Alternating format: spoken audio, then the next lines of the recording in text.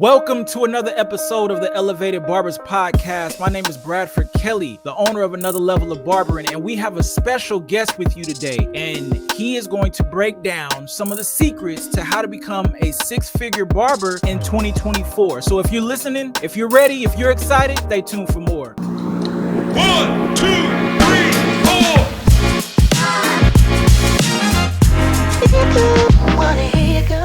All right, we are back now. Delmar, I just accidentally forgot to allow you to introduce yourself. It's all good. It's all good, man. We move as a unit. This is the Elevated Barbers Podcast, hosted by the one and only Bradford, the business-minded barber. I'm Delmar, aka the Prince, owner of Royal Luxe grooming, and we are here with another episode of the Elevated Barbers Podcast. And we are going to bring on a special guest for you. We don't want to delay it no longer. Let's welcome YISRAEL WRIGHT to the stage. What's going on? What's happening, man?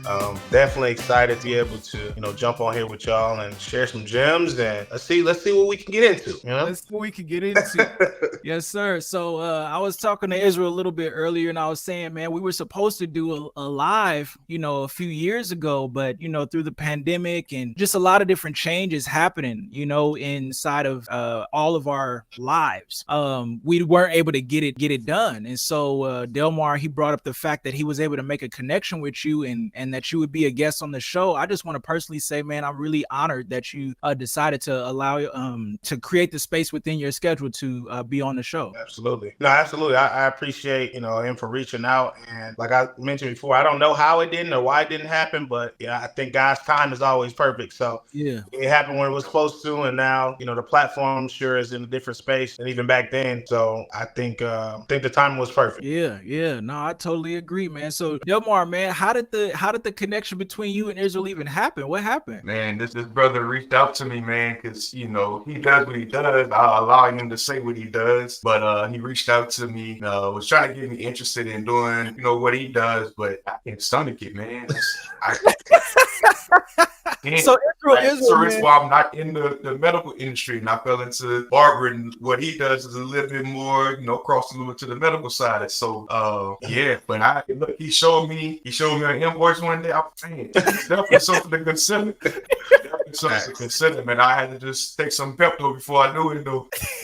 Whatever you gotta do. Hey, YISRAEL, break down for the people. What is it that you do? What is it that you provide? So it's a service called Agni Kalola's New Shed. And I learned the service in 2018. I went out and learned and trained with Morano. I'm out in DC, and he really gave me the foundation to build on when it came to learning more about additional services, offering more than just that haircut, and also expanding my mind in the industry to really kind of go to that next level. And I definitely appreciate him for giving me a gem and being able to expound on it and do it the way that I'm doing it now. And some of the other people I've trained with and learned with, I just kind of take bits pieces, and now I'm in a different space, man. I'll definitely say that. Yeah. Now, for those of you that don't know, Morano Hodge, he is the owner of M1 Innovation, and he started the program back in the day. I don't know what year it started. It might have been like 2014 or 2015. Like 2014, yeah. Yeah, but it's called Advanced Barber System. Mm-hmm. And within Advanced Barber Systems, he teaches courses on facials and different things of that nature, but also Agni Kalola's New Shed, which is something that YISRAEL learned. I learned it as well, but D, I'm with you, man. I couldn't fully go there. I couldn't fully go there. Yeah. But one thing that I like to bring the people's attention to is your ability to retain information in a way so that you can disperse it and give it to others. That is something that is not easy to do. Right. But when did you realize that was a strength that you had and something that you wanted to move further into? So to be honest, my family has a history in education, from being communications majors, educators of themselves. My dad's a pastor. My grandfather was a pastor. So speaking and teaching and training, that's literally what I've been close to my whole life. As well as part of my family being in the beauty barber industry as well. So growing up around that, like this, I'm not gonna say it's second nature. I'll never say that, but I was exposed to it at an earlier age. So when I did come into it on my own, it wasn't as foreign. It wasn't as like, oh, this isn't possible. I saw it being done in real time, and whether I realized what it was or not, I still had some type of example to be able to go back and say, you know what, I remember when such and such was doing this, or they were doing classes here, or they were going to this and doing that and traveling. And so I think that's really, how it started. And it's just allowed me to be able to connect with so many people all over the world, not even just country, but literally the globe. I've trained people in different continents. I've trained people that I never would have gotten a chance to connect with from me just cutting hair. Yeah. So I know, because I started offering the services, but also started putting myself out there in the education world, the education space. It's just opened up a lot of doors and given me the opportunity to be able to touch a lot of people, but also for them to be able to add value to what they're doing as a barber and not just limit themselves to a haircut. Yeah.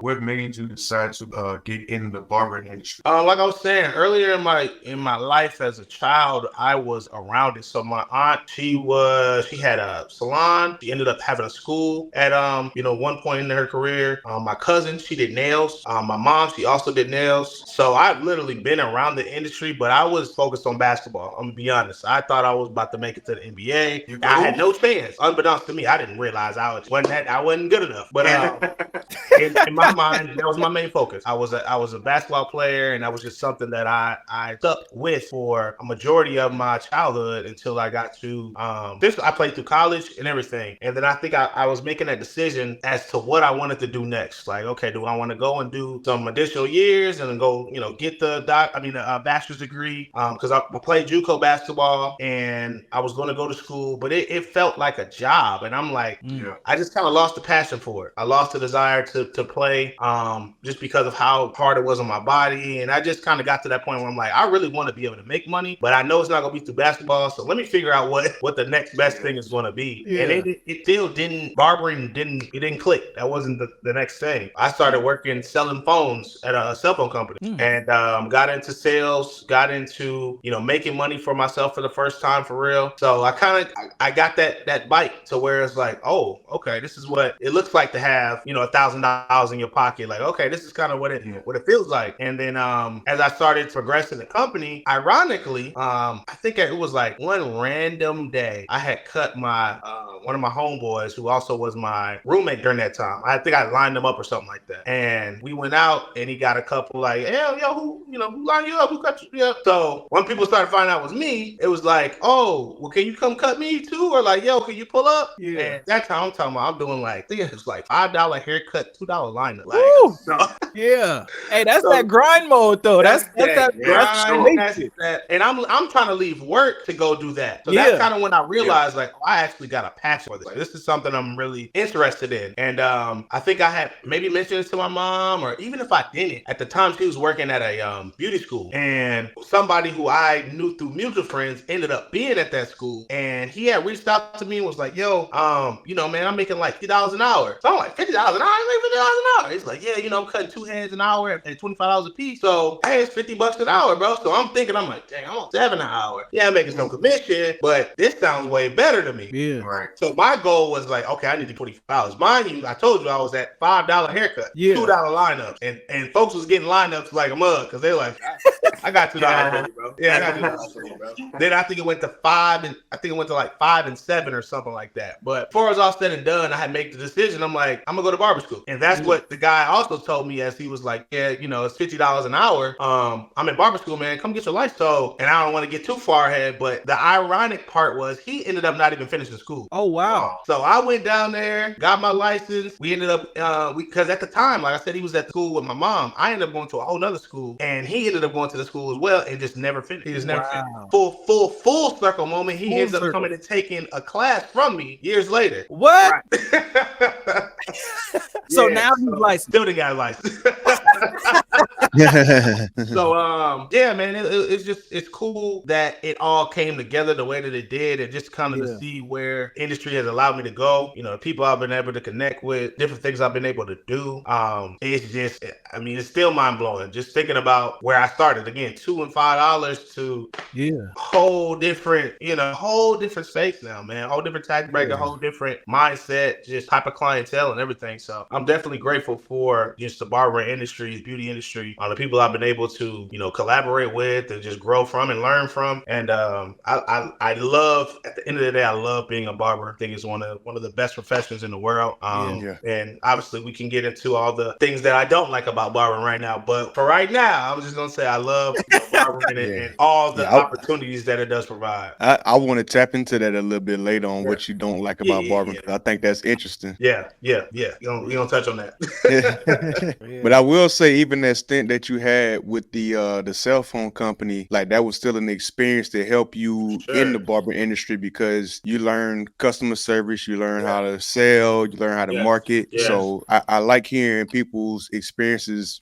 before they got into the barber industry, because it all leads up to things that we can utilize in our industry on a day-to-day. Definitely. And it carries over, now into me being the person I am, dealing with not as much of the, cutting hair every day, even just to the business side, like really being able to build these relationships, being able to call, get on the phone and call, being able to create these different opportunities for myself, just from what I learned at an early point in my life. It wasn't even in my career. It was more so just in my life. I had a manager, and this is funny when I think about it and say it out loud too, he was probably one of the first people that I really knew was an entrepreneur. Like, of course I knew people that had been in the industry. I just didn't know that that's what they, were called. I didn't know what that was. And it was crazy. I'm cool for business and marketing.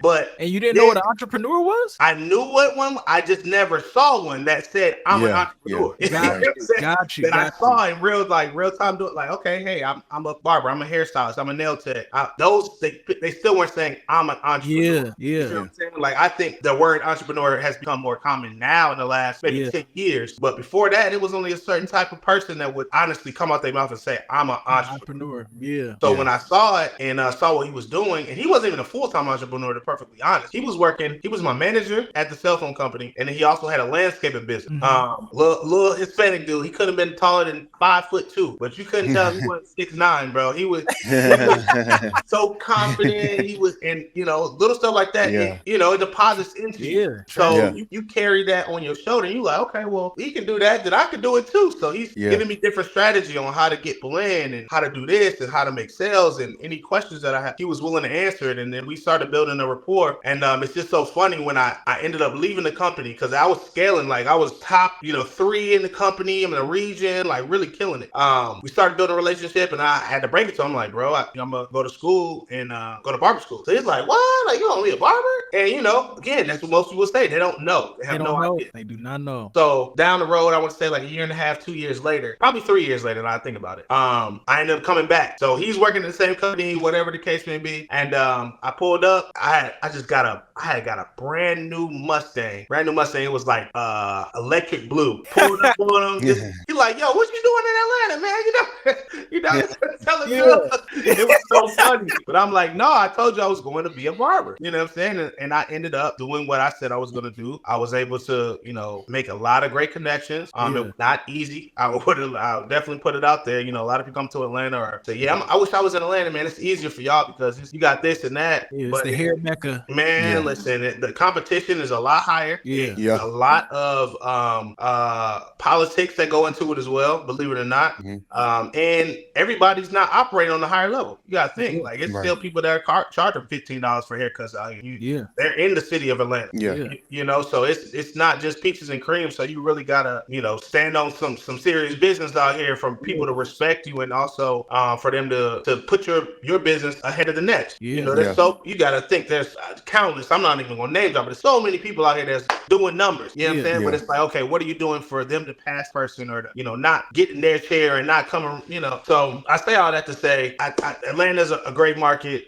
Me coming into business through coming into this business through just a business that was non-related industry, I think was the best thing for me, because I was unbiased. I didn't come into it like with a certain type of, I already know, like, I was a sponge, but I did realize there was a lot of commonalities in, having a business with that, because they don't tell you that, you're building a business for real. And I was seeing it, and I'm like, so everybody that I'm selling phones to, I already either knew, or somebody that's trying to connect with me, or a relationship, or somebody knows somebody, so they refer them to me. I was like, damn, this is crazy. So as it went on, I'm like, so the same thing happens when I'm a barber and I'm getting referrals, and people are sending their brother to me, and their uncle and their cousin, and then I'm getting on the phone to remind them, hey, you got an appointment at this time. So and I say that because it's 10 years ago. It's what so before we had the booking sites, you had to get on that phone and call people and remind them and send texts and all that. So, but yeah, man, I think that was a big, I would say a big advantage for myself that I did have some type of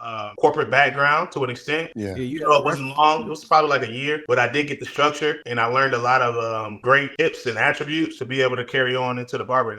Yeah, I want to piggyback off of something that you mentioned earlier, because considering ourselves as entrepreneurs is, is really a mindset thing. Right. You know, we get into the industry and, we got a barber license, we're a barber. And I thought like that for so long until I, went through Brad's program with the Level Up program. And like it helped me shift my mind. Yeah. And then him and I both know somebody who is an entrepreneur. His name is Mr. Michael Lee Parker. And we know him personally. And he talks a lot about mindset. So I had begun to change my mindset going through the URCEO program and going through the Level Up program. And now when I tell people what I do, I tell people I'm an entrepreneur. There you go. Barbering is just what I do. There you go. But I'm an entrepreneur here, but that's my product, being a barber. So I like that a lot of barbers are starting to shift to that mindset now, and it is not just a hustle and bustle, but they're really treating it as a profession. And they're taking on the entrepreneur mindset. You don't have to have on a suit to be an entrepreneur.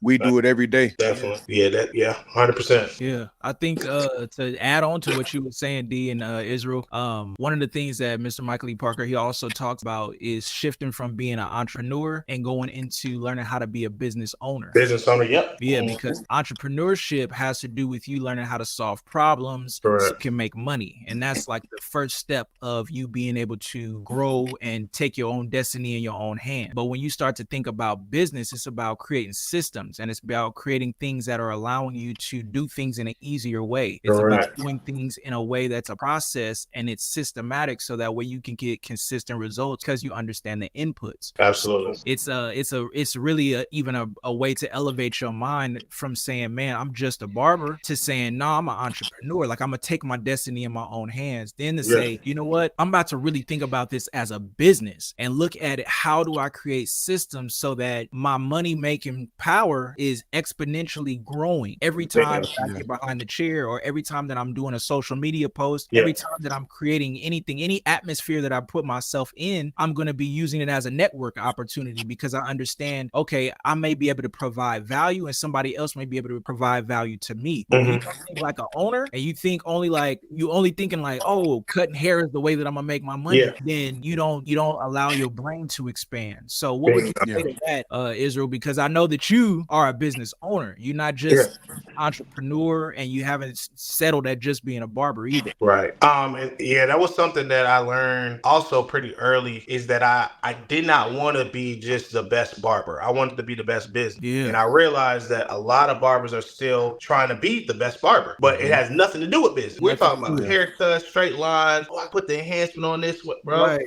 I got the blurriest fade. That don't matter. And I think, and it's even funnier thinking about it, like when some of these things were being implemented into the industry or into like integrated into where we are now, those people are in such a different place. They're not even talking about that anymore. You know what I'm saying? The people that was talking about the blurry fades and this and that, man, they are on a whole different space right now. So they don't even cut hair no more. I could name a few people that's like that. That so they was teaching us how to use the enhancements, and now they're not even fooling with the enhancements. They're not even using it because we're just in a different space. But yeah, that was one of my like early mind shifts that I had, is that I didn't want to focus on being the best barber. I wanted to be the best business. And I also learned the only way I was going to grow is if I study more businesses and less barbers. Because a lot of times barbers are just winging it. They don't know really what they're doing. They just trying stuff. They don't know how much charge. They don't know how much it's supposed to take. They don't know. So once I got around people that were operating on a way higher level than myself, I'm studying. I'm like, dang, okay, they're doing it this way. How can I implement that into my business? Not, oh man, he used these clippers. How can I grab those so I can get a better fade? I started realizing, like, man, a lot of my clients weren't coming to me based off of just haircut ability. Some of them were, because I can be consistent. I can get them in and out. I knew what I was doing, and I can give a good cut. But that wasn't my MO. After a while, I started realizing, like, man, they're coming to me, giving me resources. I'm building relationships with these people. They're opening up different opportunities, different partnerships. They want to invest. They want to support. They want sponsors for different things I got going on. So I'm like, maybe I need to have a different approach this because And it's because you became a resource. Bingo. Right. I started DocConnect and I realized the power of being a barber. I realized like, man, I have a superpower that a lot of people don't have, that I can connect X person with Y person and they can look at me like, oh, well, we trust this because Israel's person in between. Yeah. So it's something you can't downplay and you can't act like that. But it also, I hope y'all are listening to this man. I hope y'all, he's giving out keys. Like what you said, man, our ability to connect with people allows us to connect people with people. And when you can learn how to monetize that, that is a superpower. Facts. Yeah. And it's allowed me to do a lot of things. Even if it's just, they said not monetary, but just access, just exposure. Just, hey, I got this person coming in town. You think you could take care of them? Yeah, sure. They might pay me 3 times as much as what they're paying me, but now it's like, okay, now I got another source. I have another person that is in my client list that, hey, they might get that email blast. Hey man, I'm coming in town. Could you do this, or could you do that? And it's happened to me so many times. It's just when it does happen, I can't do nothing but just smile and be like, man, I know that I'm in the right space because everybody doesn't get some of these opportunities. A lot of things that I'm able to do, I might not post about it, I might not talk about it, but there's a lot of access that I get to things that is just like, there's no way I would have gotten them if I weren't doing the things that I'm doing right now in this space, in this position, because I've built so much trust amongst people that are patronizing my business or that look at me as a, oh man, well, ask Israel, he knows, or hey bro, I was wondering if you knew somebody. So that just takes years and years and years of consistently like staying on top of my stuff and keeping my face card good. It's easy to mess it up. And the fact that you are behind the chair with that type of a mind, man, it separates you from so many people. Like you were saying that Atlanta is a competitive city. It is a competitive city for those that are playing the same game. But when you learn how to play at a different frequency, you're playing at the same parks. With stadiums, you're dealing with a different caliber of people. Correct. So it puts you at a higher commodity, and it makes you a lot more valuable. I know you have to ask a question, man. I'm sorry. Go ahead. No, I was gonna piggyback off of something he said earlier when he said that he stopped looking at other barbers, which is cool because you kind of got to gauge what's around you. But he kind of had the same mentality I had going into this, was where I didn't look at what everybody else was doing. I saw what they was doing, but I paid attention to bigger business. I paid attention to what a Walmart was doing. I paid attention to how AT&T was marketing. I paid attention to how Chick-fil-A they make you have a great customer experience. Definitely. You start paying attention to stuff like that, and then you can take from other businesses that are doing it on a bigger scale, and you can incorporate it into what you're doing because it's all about business. There you go. Like you said earlier, a lot of barbers are just winging it. I was winging it for a long time and became successful doing it. There you go. But I couldn't pinpoint why I was successful if somebody asked me. I couldn't tell you why I was successful. At the time, it was just because of, like you said, phase, the lines, customer service too. But then when I started, getting around Bradford and started putting myself in rooms where people are thinking business and then it's barbering, then I was like, oh, I'm starting to get it now. What you just said. Then now I can tell people, hey, this is why I'm successful, because I'm incorporating these. I have standards in my business. There you go. I got SOPs. I got, different policies. I have procedures. I have different, like I said, systems that I can go back to that I know, okay, well, if this happens, then this is what's going to happen. If that happens, then that's what's going to happen. And I think I realized that going into my first location when I opened up my shop or my grooming salon is you need that because most people have never had it. I think about how many people this is their first job. This is their first passion. This is their first thing that they've actually done professionally is barbering. So they might have been raised in a shop. They might have had a shop handed down to them, because their grandfather was a shop and he passed it down to dad and dad passed it down to him and they keep it in family. But it's like they've never had any actual job experience. So they don't know how to run business. They've just seen how barbershops are. And most barbershops are lawless to anything. You can do whatever you want to do. Especially in our community. You can gamble. Unfortunately, that is a true fact, man. In our community, we don't know how to conduct business. We just are there for the vibe. You know how to abduct it, though. You can do one of anything in there, and it's acceptable because it's barbershop. And I've had people tell me that. And I remember when I started operating more on a professional level, I had somebody say like, "Yo, chill out, man, it's shop." And that it clicked. I'm like, "It's not just a shop. This is my business." Yeah, you know what I'm saying? Israel, I want to look at it. That's how they view it because it's just so much that goes on in the shop, and then you got barbers that's not business savvy, not business minded, that's looking at it like a hustle. Yeah, so I want to interject interject, man, because I don't know if you saw the post that Bradford posted earlier this morning, but he was saying that anything that's adjuster, you know the rest what you said, Right. Bradford. I'll let you explain. But he was basically getting to a point where, you know, clients and customers don't respect our business because we don't respect what we do. Correct. And it's not up to them to respect our business. It's up to us to change how they perceive our business. Correct. Set the standard. It's up to us to, we have to set the standard. But if we act like just another barbershop and anything goes, then they're not going to respect what we do. And then you're not going to get the professional clients. You're not going to get the higher paying clients because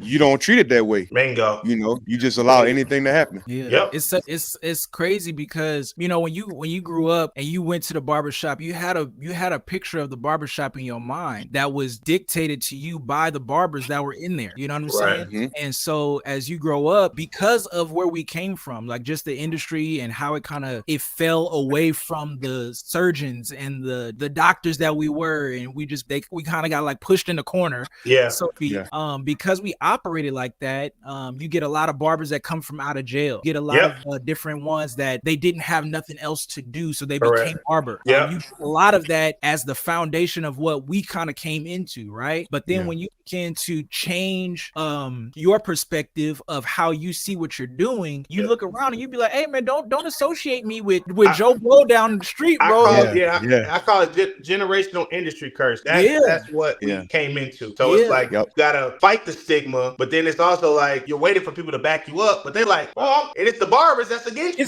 Because they don't. It's like they don't want to step their game up, and it's a problem, bro. Like it's personally frustrating. I'm gonna be real with you, because I take this serious, right? Like I take this really serious, and it's not because barbering is some elite thing. It's more so because I care about what I provide, right? Like I care about the service that I give to my clients. I care about how you perceive what I'm doing. I don't want you to look at me like I'm an oil change. I don't want you to look at me like you going to the grocery store. I don't want to be a necessary evil to you. I want to experience that you look forward to having. It's escape for you to come to me from whatever you're dealing with in life. Like that's what I want. And you get a chance to look good. You know what I'm saying? So it's a different perspective that I have of what I'm doing. Right. And it bothers me when I see people online and they are barbers and they're claiming to be barbers, but they don't operate at a higher frequency that allows our industry to be respected. It's so many people that are being the stereotypical barber of the past, but we have to keep pushing this and elevating these barbers as much as we possibly can as individuals, and then, you know, others will follow, I believe. Definitely. Yeah, I want to be essential, man. During the pandemic, you know, we always shut down for a few months, and it's because we weren't essential. But you realize how essential you are when your clients start contacting you and, you know, trying to pull out desperate measures to get their haircut. That price quadrupled, and people were willing to pay whatever. And it was ironic because I had taken a year off, so it was literally like around that same time during that. Hey, press pause, bro. You didn't take a year off, bro.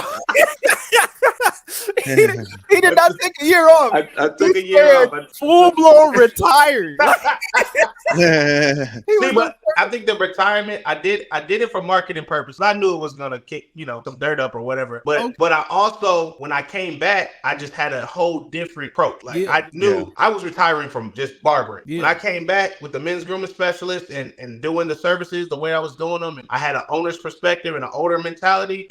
Nothing that I was doing before even really mattered, because I was just like, that was the old me. I didn't shed out of that. Well, now I didn't evolved. I have arrived. So you eagle that came out to the rock. I had to. Right. So, but to your point, like it was seeing how essential we really were was important. But I don't feel like barbers I don't think we were good stewards of that during that time. Because we would charge more, but nothing about our experience changed. We had to wear some PPE. You know, we wore the mask and gloves, but it was also during that time I was very, very innovative. I was again looking at other business. So I'm like, okay, well, this business is still open. What are they doing? This business is open. What are they? So I had sneeze shields in between each station. I'm getting my shop fumed once a week. I'm doing ozone machine, everything. The vibrating, all that. I had everything.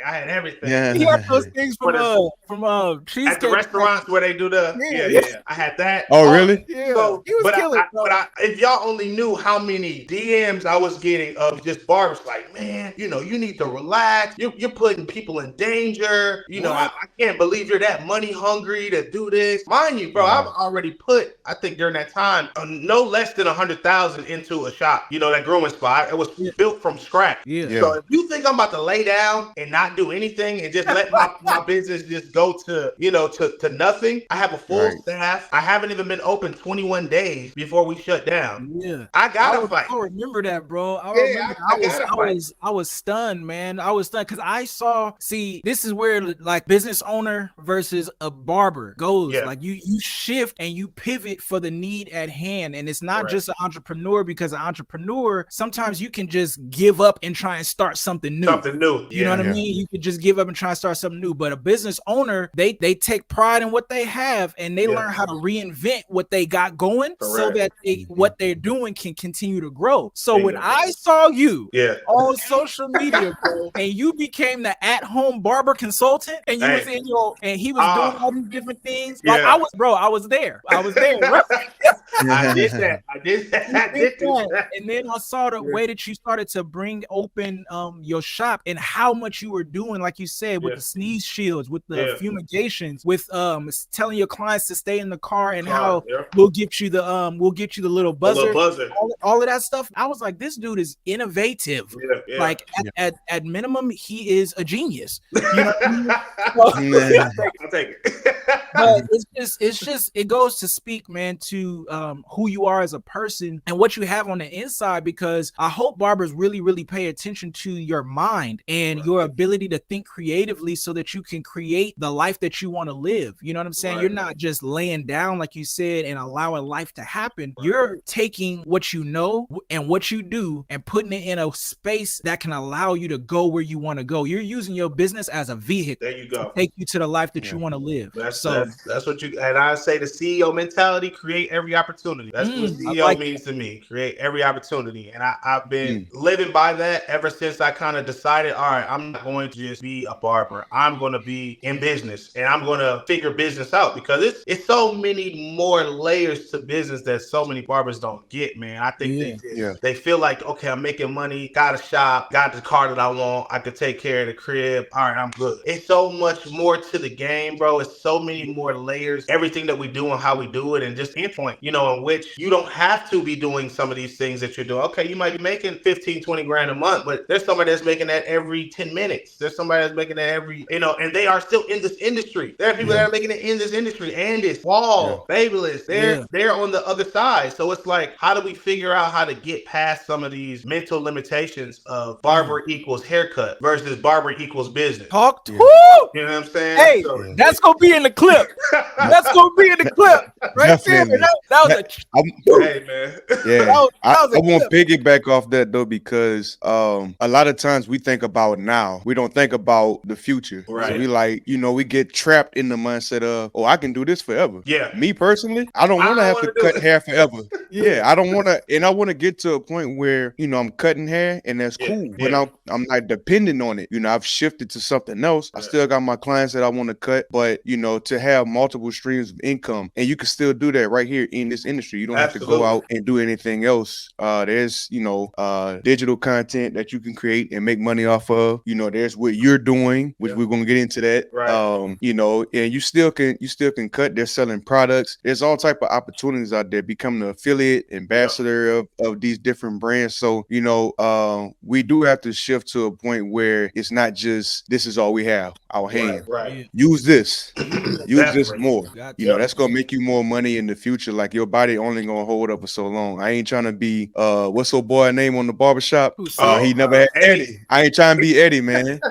I ain't trying to be Eddie. Yeah, man. You know? I ain't trying to be Eddie. I get it, bro. You're 100% correct, man. But what do y'all say about the fact that some people feel that, you know, to not be behind the chair is goal? Like, is that the goal? Or what is it? Right. What is I think everybody, and I tell anybody this that I mentor or whatever, I think you got to identify what your end goal is, because everybody's end goal is different. The reason that somebody is cutting hair versus the reason the next person cutting hair is two different reasons.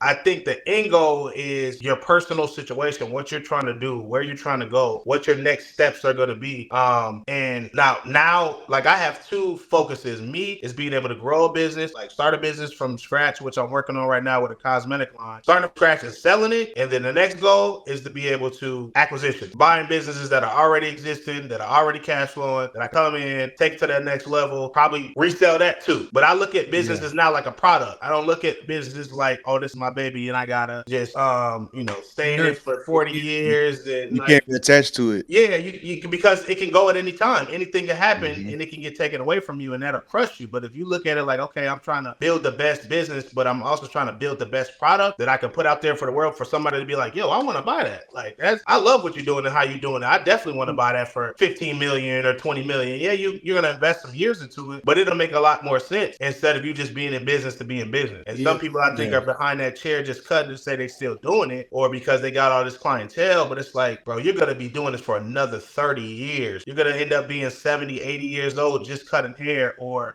trying to come up with something. And it's, to me, I don't think people really have goals for real. I'm going to be honest. I don't think enough barbers have goals. They just they do every day. Yeah, they have what they do every day to keep them relevant or to keep them don't even active. have financial goals, bro. That too. Like they just cut hair and hope to make money. Like that's it. Pray every day that somebody's gonna come in and they gonna maybe give them an extra tip. And I talk to barbers so much, like with what I do with the mentorship, coaching, just education. And it's interesting hearing the positions that a lot of barbers are in financially. And it's just like, well, how do you think it's gonna change? Like how do you if you're just cutting hair the same way at the same price point in the same shop, same location, what do you think is gonna happen? And I think some people think, I talk about this with my fiance all the time. I think some people think it's just gonna happen. Yeah. Like just out of nowhere, it's just gonna happen. It's gonna be like, I'm gonna look up and I'm gonna be successful. And it's like, it don't work like that. It does not happen. It's intentional. Success is intentional, bro. Yes. Success is intentional. You cannot just fumble your way into across it. millions or thousands even. Like you're just not gonna happen. You have to have a focus. You have to have a goal so that you can have measurable steps to get there. There you go. If you don't have that, man, you just floundering around. You just existing. Yep. You just Neanderthaling through life and again hoping that some magic sprinkle, fairy dust is gonna help you to be a successful person. But if you've been doing it for 5 years, 10 years, 15 years, and the most you can say is, hey, I can take care of my family, bro, you're supposed to do that anyway. Right. Yeah. If that's the biggest accomplishment, I ain't gonna lie to you. You leaving the earth, a little too full. You need to leave empty to where you've tried everything you could possibly try. You done given 110%, but just being able to do the bare minimum, that shouldn't be the goal, or that shouldn't be the aspirations, or just the focus when we're in a limitless industry. Nobody's stopping us or putting a cap on how much we can make or what we can really do. And that's why I transitioned into doing like the additional services, because I'm like, why would I not? Why would I just stop at doing a haircut? Yeah, you using what, 50% of your license, if that. Right. If that. That's why I started this thing called the ceilingless barber, man. Like how to become a ceilingless barber. You have to understand that there are limits to your growth if you just focus on labor. If you just focusing on your labor and what you can do with your hands alone, even if it's higher price services, you still stuck to the fact that you got to move. Correct. Give out, you done so. You finished. So if you get sick, you want to take a vacation, you ain't got no money coming in. And that was something I was helping one of my mentees see. And when I went on vacation, we went to Cabo a couple weeks ago, and I was just showing him. I'm like, man, I was making sales the whole time that I was here. And he was like, dang, like really? I'm like, yeah. So classes, 2 digital courses. I got 2 people that pay deposits. I got some other people that bought products, and it pretty much covered what I spent while I was out. So I'm like, I'm cool. You know what I'm saying? I'm fine with that. Good. But like I said, most people go on vacation and they're spending thousands of dollars and come home and have to work for the next 60 days, thousands of hours. 6 straight days just to be able to get back in a good standing. And I'm like, I'm glad that I'm in a position where that's not necessarily my truth, but also set up my truth to be different. I didn't make it like, oh, this is by accident. No, I know when I go other places and I can go and promote and advertise and I can go market myself in a different country and I'm getting sales coming in because people are motivated by it, or they're like, oh, dang, okay, I'm still out there doing that. Oh, dang, I'm gonna buy some. Yeah, I'm gonna sign up for the class. If he's living that lifestyle, if I can buy a class, course that he has, and I can start doing some of that stuff too, it makes sense. So you got to build your freedom. I want barbers to pay attention to what we're talking about. Build you some type of way to make passive or residual income. Yes. We have 3 things working against us. We gonna take off. You had no money coming in. You spending money, and you're not gonna make that back up. You sure not. You're not gonna make that back up. The amount of days that you lose, that's gone. That's lost. You can't make that back up. I don't care how much after hours you take. I mean, you can try to make it back up, but now you're losing time. You're making the money back up, but you're losing the time. Yeah. Like you'll be in a slave mentality to the chair. And I'm speaking from experience. Me too. Don't do it. Me too. Don't do it. We all have, man. Yeah. Like we all did before. And it's like we trying to sound the alarm to these younger barbers, even these older barbers. I was gonna say even older barbers. Yeah, they even worse. Because they'll hold on to the fact that you're supposed to be stuck behind the chair. It's like, nah. You don't have me though. Yeah, I like my freedom. Yeah, and that's why I say time plus money is free. You know what I'm saying? Time does not equal money. Correct. If you think that time is money or money is time, or if you're like, man, time is money, like you wrong. Facts. You don't get the time back. You don't get the time back ever. Time is way more valuable than money. Way more. Yep. So the moment that you understand that, then you have to shift your perspective and say, how in the world can I make money without having to spend my time? And that's going to be through selling products. Something's selling. Yes. You're going to be selling something. You can't just keep selling your body. So, and that's the thing too. I think a lot of barbers are so afraid of sales because I don't want to be too salesy, or I've had people say, well, I care about my clients. I'm not just trying to sell them product. I'm like, you solving a problem. Like, how do you feel that you not providing solutions to their problem is helping them? Because they're thinking they're saving them money by them not, selling them more things or making their average ticket price a certain, number. But for me, I'm like, it makes it a lot easier if the person can come to one location and get what they need in this area. And I take this area very, very serious. So I'm not going to leave something out that I know that you need. It makes me look like a lesser than. It makes you look like, okay, well, tell me about this, but he didn't tell me about that. Yeah. Who better to trust than the person that's taking care of your hair on a regular basis? Exactly. People, we got to get in the mindset of when you go to the doctor, what happened when you go to the doctor? You got a problem, right? Yeah. The doctor job is to come up with a solution, whether that be pharmaceuticals or some type of treatment plan. It's the same thing for us. Bingo. If you're dealing with dandruff and I got a product that can help you solve your problem, it's up to us to provide the solution. There you go. It's not that you selling something, you're not selling the product. They have a problem, we have a solution. Period. That's it. Period. Yep, that's it. And I think it's so many barbers that just have a bad negative stigma around sales. Like it's a bad thing, or like, oh, you're only doing it because you're trying to make more money. But it's like, no, I'm doing it because I know what's necessary. You understand? And it's crazy. It's crazy. But like I said, I talk to so many barbers and they hear it. Oh man, I don't do all the products. That's a little bit too much for me. I really like to, just focus on one thing. I'm gonna be stuck. But they're saying it so profoundly, like they're giving me the gospel, like making me trying to reconsider what I'm doing. I'm like, right. Should I be doing this? Yeah. That shit is dumb. But okay, it's also something, man, we contradict ourselves as barbers a lot because we say we want to make all this money, but then you don't do the things necessary to make the money. Like you not, if Israel is telling you that products can help you, boost your ticket sale. One client comes and pays you $145 and they were only with you for 35-45 minutes because of the products that you were able to sell. You like, I don't want to sell. I ain't trying to do all that, man. That's just too much. Do all that. It's counterintuitive for the goals that you say that you have or the desires that you have in your own mind. But if you're willing to really go to another level, then you would do the things, you would take the steps necessary to get there. But you can't have an ambiguous view of your future, and like you said earlier, and just feel like it's just gonna happen. You have to care enough about your future to be willing to learn as well as take the steps necessary to get to the destination that you want. Right. This is a deep episode, man. I didn't know we was gonna go this deep. But real though, because we're hitting barbers right where they are. You know what I mean? Right where they are, where you may not feel that you can do more. You may feel burnt out because of what you're doing, and it's so much energy that you're putting into something that you feel is not giving you the best return. You may be tired of just the way the industry is going. You may feel like you need to quit and go get you another job that's going to put a ceiling on your income anyway and tell you what you can and cannot do when you are in the greatest opportunity. You have a business. If you looked at it that way, you have a business and you can grow your business. You just need to understand how to run it. You need to learn how to grow it. That's it. And that's the thing. I think the barbering really outshadows or outshines. I think it's even the side of being a barber. It ain't even just pop and circumstance. Yeah, it's just the facade of everything that comes with. Oh, I'm cool. Got the new gold clippers. You know, I got like the being new a rapper. on. Yeah. My kids got the J's. You know what I'm saying? I just got the rims put on my car. Got a new chain.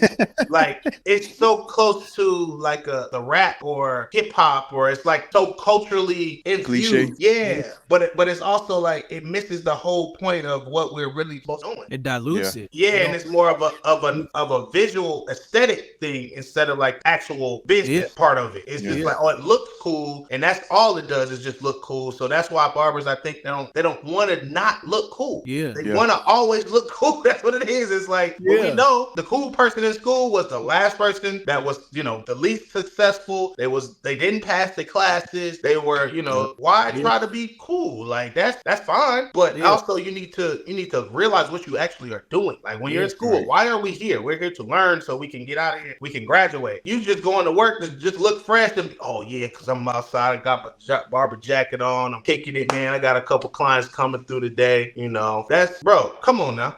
we all grown here. We trying to elevate without purpose. You know, and it's cool. Again, it's cool to have a swag about yourself, but I think it's more important to just have like that business savvy and understand what you really are doing, and instead of just trying to look like you know what you're doing. So YISRAEL, man, let me ask you this question, man. What would you, to try and simplify it for the barbers, because we going real deep, man. We going real deep. But if you were to try and give barbers maybe 3 things to pay attention to as a business, what would they be? Finances, number 1.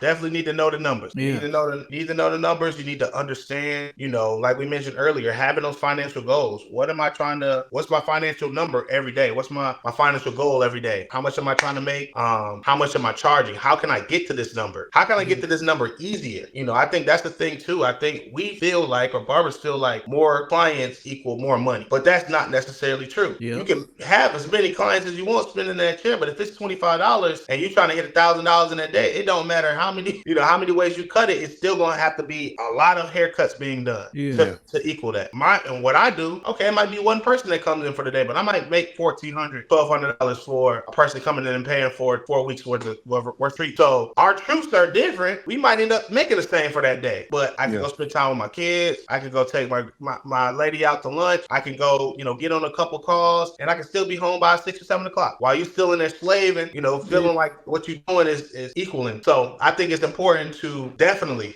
make sure you understand the numbers. I think the second thing that you need to do is get mentorship. Very important. Get mentorship. And if you can, get a mentor that is not in the industry. Like I think that's vital and valuable too, because they don't have a bias. They don't have any like dog fight. So it's good if they have some type of knowledge on, you know, just business period. And if they just don't happen to know about some barbering or industry stuff, that's cool. But that's really up for you to know and bring it to them so they can get their opinion on it. So you're not looking at it from I'm a barber. And I had to do that. Like with my mentor, he broke me all the way down. He was like, yo, you thinking too small. You know, this is a time it was so funny. Like I was, I think I was taking like 3 days off. I might have been working like 4 day on, 3 days off. And then to me, I'm like, again, being cool. Yeah, you know, man, I'm gonna just chill. So he's like, okay, how much you making at the end of the week? So I'm telling him. So he's like, so on average, you're telling me you make this and then you take 3 days off. So you really missing out on this, and then you don't have X, Y, and Z. So it's like the shit really don't make sense. You really just you bullshit. And I had to be honest with myself, like, you know what? I am bullshit. Like, even if I cut the days in half. So I think that's why mentorship is important. So somebody can give you a professional or more advanced level response or perspective or just advice that you need, because I always say you cannot guess the success. You need somebody who's either already been there or has been successful in whatever they have done, so they can pour into you and just give you some thoughts and perspective that you might have never had, you know, especially history, because we are very, very surface level thinkers for the most part, or we're deep around about the wrong shit. We want to be philosophers and we No, because really, the way that it is, I'm like, bro, you still in there cutting for $15 a head, and you spinning your chair, and you know, it just don't make sense. Just because your chair spinning don't mean it's winning. Don't mean you winning. Yeah, right. What's number 3 though? Mean you win.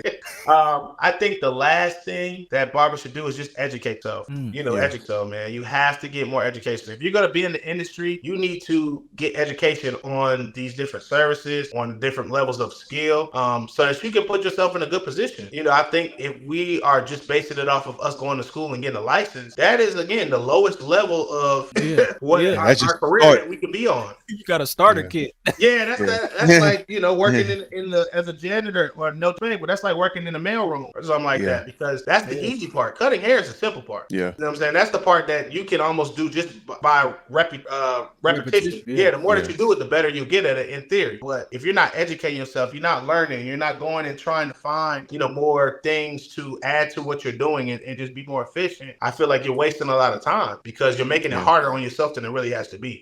So those would be my 3 things: learn the money, get the mentorship, and get some education. Woo! That's some gold, boy. There you go. Yeah, Israel, man, I wanna kind of move forward. So talk about the transition from becoming just a barber that is, I'm sorry, not just but moving from being a barber who provides haircuts, fades, to what you're doing now. I believe you put it as a men's grooming specialist. Yep. So explain that transition from being a barber to becoming a men's grooming specialist, and what you do inside of being a men's grooming specialist. So I said I went and did this training in 2016. After that, when you start learning other services beyond haircuts, you can't unsee like this. So if you see buildup on somebody's nose, you can't just be like, oh, okay, I'm not gonna. Like, you pull out a comb-on extractor, you getting straight to it. You know what I'm saying? Like, you got different products, you got different things to exfoliate in it. So once that really clicked for me, and I'm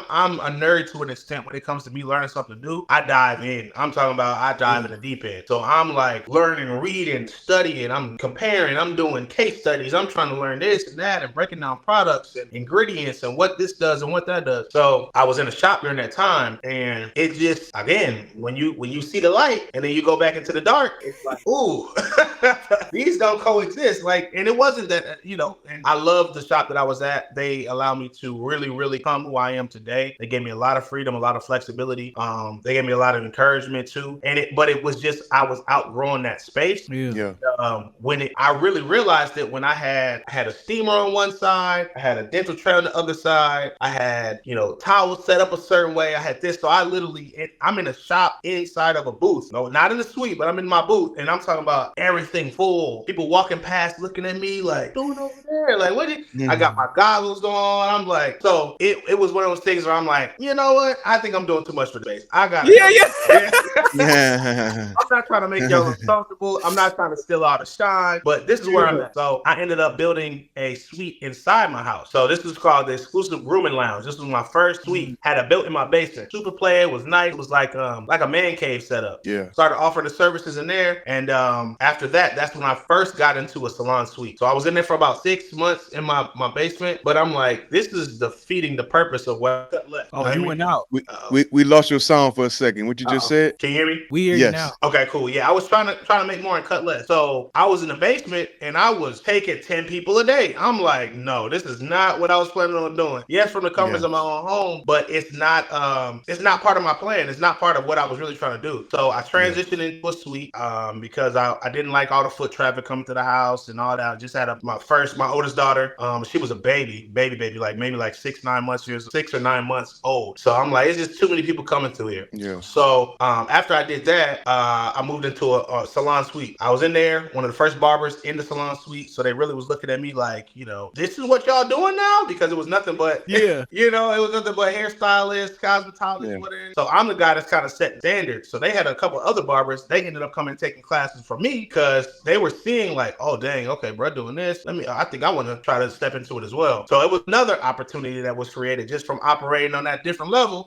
I'm getting people that's attracted. Oh man, can I come learn? Can I come? So that was cool. And I think that was what also got me into, when I say men's grooming, a specialist, I don't only look at it from me being behind the chair, but also being able to educate. So I used to say men's grooming specialist and educator. And the education kind of took a life of its own too. Like Like when I first started with Next Level Learning. Yeah. Like that took on a whole life of its own. And I think it was a fresh new thing that a lot of people weren't really, I ain't gonna say a wave that people weren't on, but there weren't too many people teaching the additional service. So once I learned it, I'm like, oh, this is something that I actually enjoy doing. And now as I'm learning, I'm telling other people, hey, this is what you do. Do it like this, you can do it like that. And as the years went on, I just started just building out, facials, and I started doing the 24 karat gold facials. Yeah. That was something that popped. That was something that, people started doing. And I'm like, if I wasn't the first person, I was definitely within the first three that was offering that 24 karat gold facial. But that, doing the scalp treatments, doing ingrown hair removal, the AKN service, obviously. And, it started to take on a life of its own. But when I got into owning my shop or my grooming salon, I had to table it. And then I had to pour into everybody that was working, at my spot, because I wanted to make sure they had everything that they needed. Yeah. So I put a lot of the stuff that I was doing and, things that I had thought about and wanted to do on the back burner, because I had pretty much given up my my life to ownership at that point. And when I looked at it, I'm like, man, I got to kind of get back to do that, because that's when I was the most creative. That's when I was coming up with the most, innovations for myself, people around me, and just giving people something to, not only invest in my well-being, but for themselves, because sometimes they need something to invest in. And it's like, okay, well, let me start providing more of that. Let me start putting myself there as the educator. And then once the pandemic happened, whatever, we went through, the decision, okay, do we want to stay open? Do we want to keep going? I went on 2.5 more years, had a little situation with the property management, decided, you know what, I'm gonna part ways. And I went back into a salon suite, but it's been the best decision. I mean, it's just giving me an opportunity to like really rebrand myself, push myself a lot harder, because I can commit to some things and not have to be distracted by this person complaining about there's no toilet paper, this person saying that, they can't find their neck strip, somebody must stole them. This person saying, oh man, somebody, left the water on in the bathroom, so now it's flooded. Like, that was just stuff that it hindered me from really, really growing. So anybody who owns a shop, big shots out, salute to you. Because then definitely,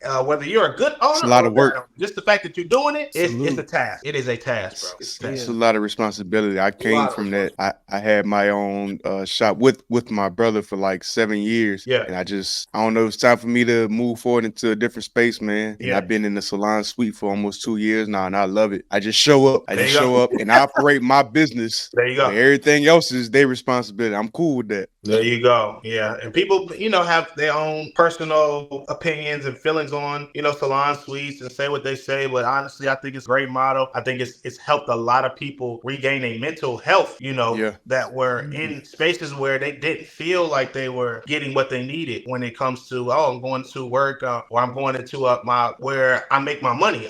You should never feel bad about going to places where you make your money, or your clients feeling uncomfortable about going to your shop because this person got a bad attitude, or this person always, talks about the LGBT community, or this person is always talking about, somebody's weight, or this person is talking about, what I'm saying? It's just like, or they smell like this. Yeah, it smell like this, or they talking about that, or they tired of hearing about Kobe and, LeBron, who's better. You get to a point where you're like, yo, I can't even really think, let alone work. So, because there's so many different things going on in my head and I can't really control the environment. So I think the shop is cool for what it is. And I salute any shop owner that has taken on the task of managing that. But I do feel like the salon suite is a whole new model and that's taking the industry by storm. A lot of people are, taking back from it on their heels, don't know what to do, don't know how to adjust. But I feel like it's got a lot of new opportunities, people, and it's giving people a second chance. You know what I'm saying? Some people needed to get out of those shops. Some people needed to,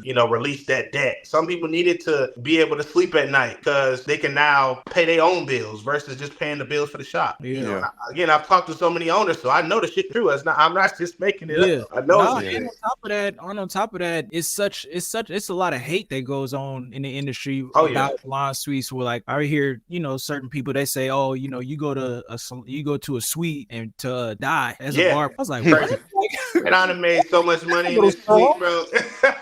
Man, I ain't died yet. Yeah, I ain't died. My business ain't died. But you also don't have to be in a salon suite to think like a business owner, you know, and you don't have to own a shop to think like a business owner. You just really have to own your future. At the end of the day, you got to take ownership of where you're planning on going. And an owner is someone, like Israel said, that learns. They understand their finances, they get mentorship, and they also are always educating. They're always learning because they understand that growth is only going to happen with what you can see inside your mind. If your mind is not exposed to more, then your vision will always be impaired. Correct. So you have to continuously grow. Always feed your brain so that you can feed your future in reality, man. So I don't want to take you too long, hold you too long, man. We've been here for we've been here for a minute. A little minute. Right. I think this has been gym after You ain't gonna ask your question, Brad? After gym, I am gonna ask my question.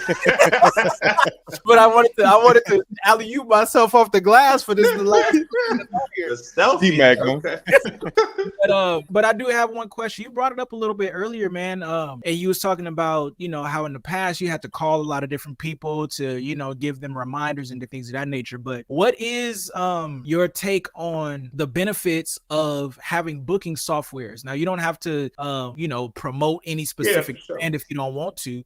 But you may I like talking about benefits of it, you know, because it helps barbers to, one, see that there's value in making appointments, but two, there's benefits beyond just the fact that you can have a Google Calendar and make appointments. There's benefits to having scheduling platforms, but there are also some cons with it as well. So if you don't mind, hit those both. So I've been with, and it's a shameless plug, but I've been with Squire for, I think, since 2017. I feel like it's 2016 and 2017. Are you still an ambassador for them? I am not an ambassador. However, I do have equity in the company. So for me, I'm cool with it.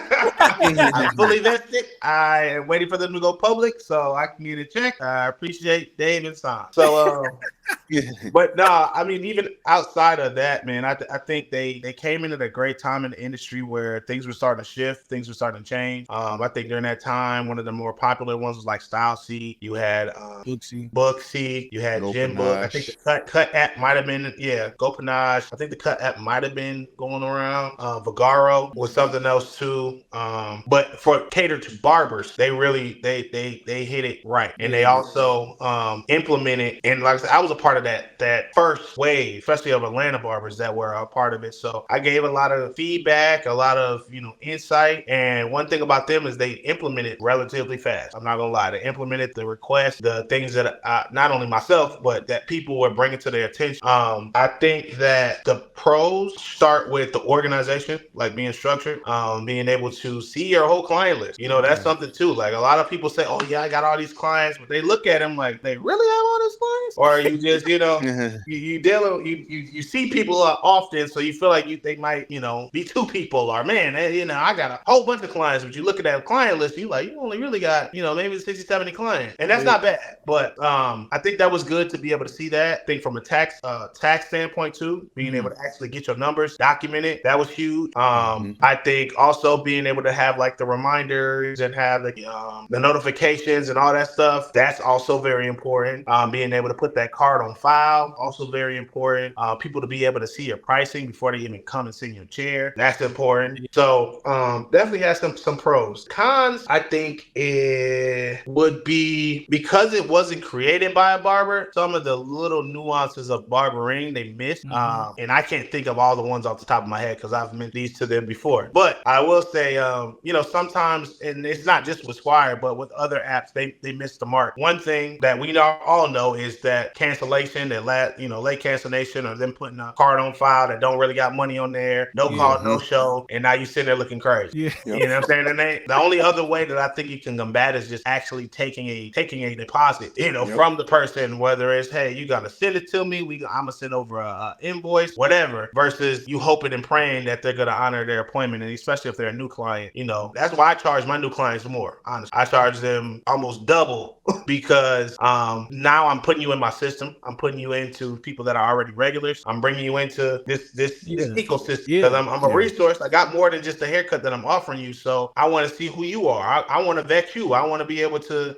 understand what you like, what you don't like. What are things that I can add experience to make better? And that might take a little extra time. I'm gonna go through my products. I'm gonna go through my recommendations as far as any type of services I feel like you might need. So that takes a little more time. So little stuff like that I think are benefit of having booking sites. I think it gives the younger barbers the structure that they need earlier in their career, and I think it gives the older barbers that structure they need, like trying to figure out the next wave of technology, because that's where stuff is at. We're not writing appointments down in our phones or on a notepad or on a scratch piece of paper anymore. Right. Now everybody's in their phone, so I think it makes it easier, and it also is just that's where things are now. That's just where technology is. So that's what I would say. Y'all heard it, man, from YISRAEL WRIGht's mouth himself. Get you a booking platform. Get a book platform, for sure. It has get a website, get all that, sure. Yeah. But man, I don't even want to really end the show, man, but feel like it's time to go, because if we stay too long, man, people won't want to come back. They won't. They'll never be able to say they came back. There you go.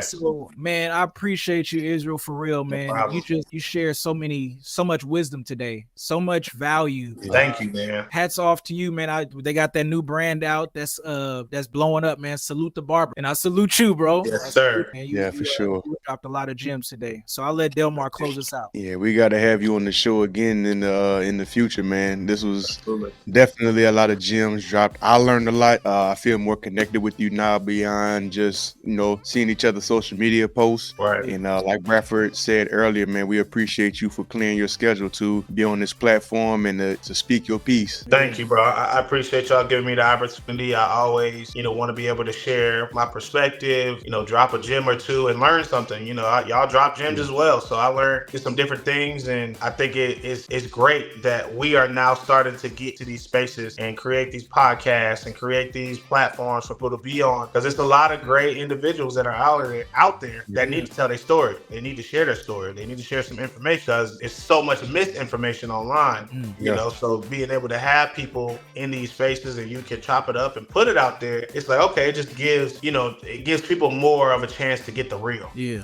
Instead of just getting whatever is out there. And sometimes that should be lies, it'd be, confusion, it'd be clickbait, and it's like, that's all well and good, especially in our industry. I think that's something that we got to really own more of, because we're already in these positions, in these spaces, talking to people every day on a way different level, a deeper level than just basic conversation. So, when we do have these opportunities, I think we just really need to be good stewards of the information and make sure that we're telling people the real, and things, even if it's opinionated, that's cool, but come from the right place. Don't come from a place of malice trying to tear the next barber down. It's really, to encourage them, to empower them, and to educate them, and to make sure that they have what they need to just be a better version of themselves, because that's a reflection of us. Like we mentioned before, that whole negative stigma around barbering, we want to change that narrative. So I think this platform is going to give people opportunity to change. Absolutely. Salute, brother. Appreciate that. Man. Salute, man. For sure. Absolutely, man. We'll get with y'all soon, man. If y'all got any questions, hit me in the DM, call me, whatever the case may be. But again, I thank y'all, and I'm back. Absolutely. Yes, sir. So for everybody here and everybody there, man, we are done here at this episode of Elevated Barbers Podcast. I really hope you